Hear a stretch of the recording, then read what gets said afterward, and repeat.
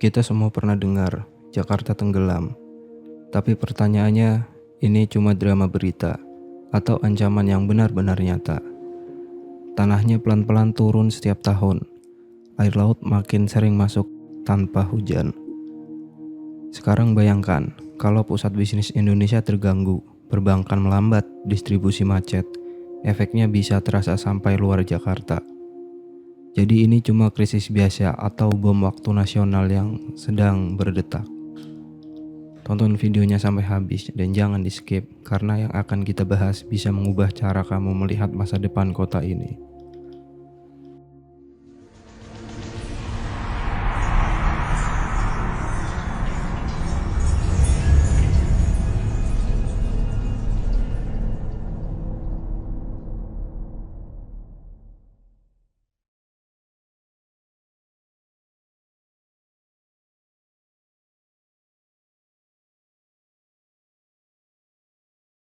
Di utara Pulau Jawa ada satu kota yang perlahan turun.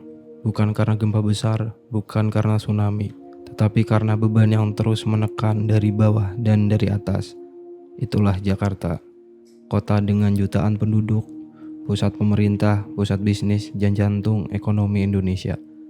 Namun di balik gedung-gedung tinggi dan lampu kota yang tak pernah padam, ada ancaman yang bergerak pelan.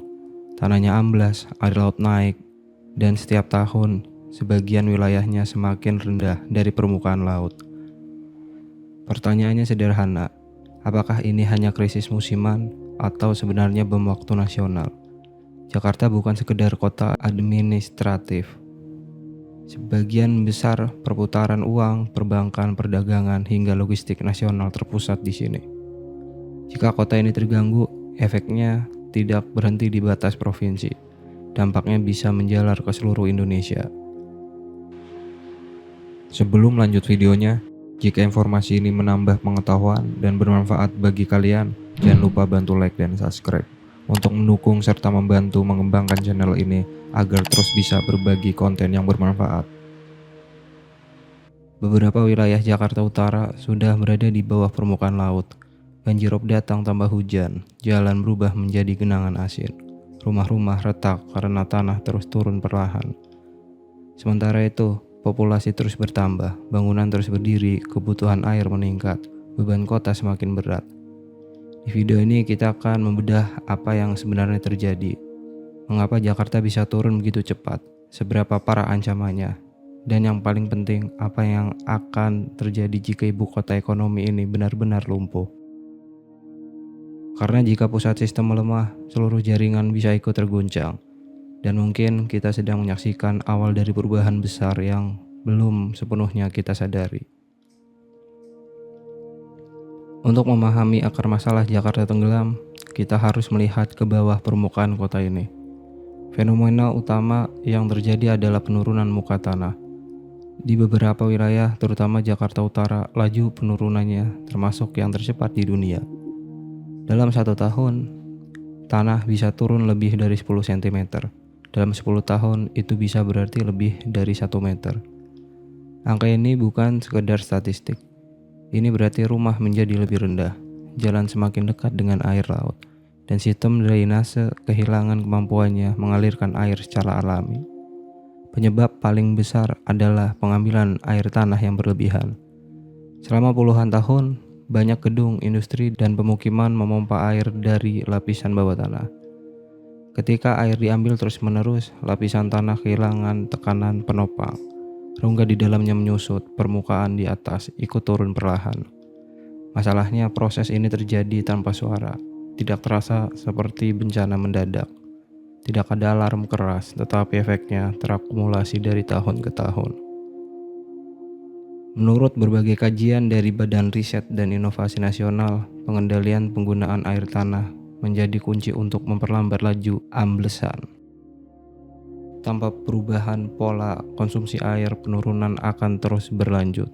Meskipun tanggul dibangun lebih tinggi, setinggi apapun. Faktor kedua adalah kondisi geologis Jakarta. Kota ini berdiri di atas tanah aluvial yang lunak hasil endapan sungai selama ratusan tahun. Tanah seperti ini memang rentan terhadap tekanan.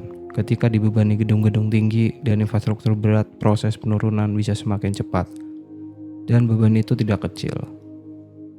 Jakarta dan wilayah penyangganya dihuni oleh puluhan juta orang.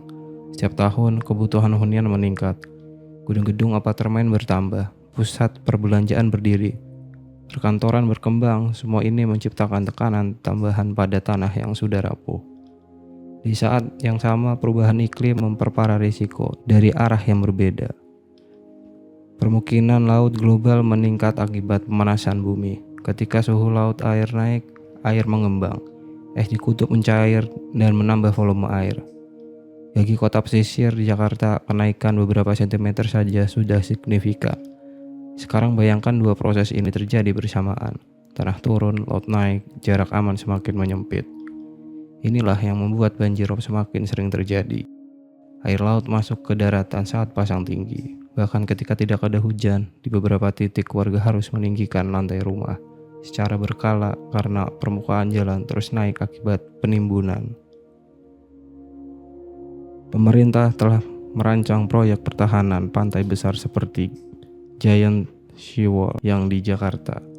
Proses ini bertujuan menahan air laut dan menciptakan sistem perlindungan terpadu. Namun proyek raksasa ini membutuhkan biaya sangat besar dan waktu panjang untuk terrealisasi sepenuhnya.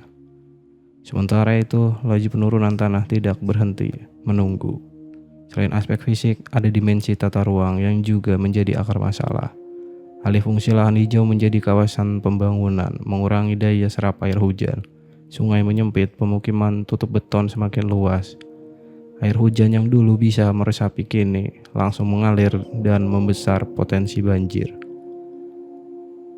Kepadatan penduduk juga menciptakan tekanan sosial dan ekonomi. Banyak warga di wilayah pesisir tinggal di kawasan dengan infrastruktur terbatas. Ketika banjir datang, merekalah yang paling terdampak. Ketimpangan menjadi semakin terlihat. Kini kita masuk pada pertanyaan yang lebih besar. Apa yang terjadi jika gangguan besar melumpuhkan pusat ekonomi ini? Jakarta menyumbang banyak signifikan dari aktivitas ekonomi nasional. Pusat keuangan, kantor pusat, perusahaan pelabuhan, dan jaringan logistik terhubung di sini. Jika kawasan bisnis utama terendam selama beberapa minggu, aktivitas perdagangan bisa melambat drastis. Distribusi barang ke berbagai daerah terganggu. Harga bisa naik karena rantai pasok tersendat. Investor bisa melihat risiko meningkat. Kepercayaan pasar bisa melemah. Itulah sebabnya isu tidak lagi hanya tentang banjir tahunan. Ini menyangkut stabilitas nasional. Pemindahan ibu kota administratif ke Nusantara memang menjadi langkah strategis jangka panjang. Namun Jakarta tetap menjadi pusat ekonomi. Artinya, risiko tetap harus dikelola secara serius. Akar masalahnya jelas, pengambilan air tanah yang berlebihan, beban bangunan yang masif, tata ruang yang tidak sepenuhnya adaptif. Jakarta hari ini berdiri di titik yang menentukan. Di satu sisi, ia tetap menjadi jantung ekonomi Indonesia. Di sisi lain, fondasinya terus melemah perlahan. Tanahnya turun sedikit demi sedikit. Air laut naik tanpa bisa dihentikan, dan jutaan orang tetap menjalani aktivitas seolah semuanya baik-baik saja. Inilah paradoksnya. Jakarta tidak runtuh dalam satu malam. Ia tidak tenggelam seperti dalam film bencana. Ancaman ini bergerak pelan, sunyi, tetapi konsisten. Ketika banjir datang, kita menyebutnya musibah tahunan. Ketika air surut, perhatian ikut surut. Namun akar masalahnya tetap tinggal di bawah permukaan.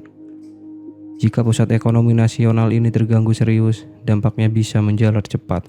Perbankan tersendat, logistik terhambat, aktivitas industri melambat.